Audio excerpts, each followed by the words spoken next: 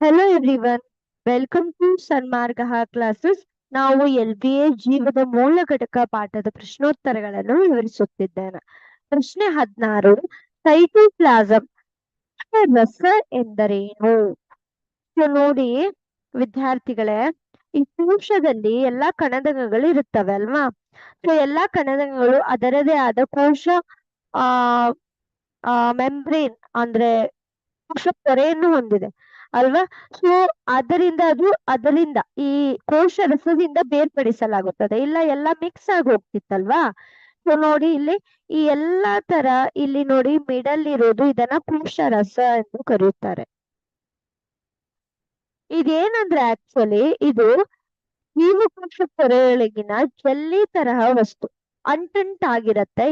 ಅದಕ್ಕೋಸ್ಕರ ಇದಕ್ಕೆ ಜೆಲ್ಲಿ ಅಂತ ಹೆಸರು ಬಂದಿದೆ.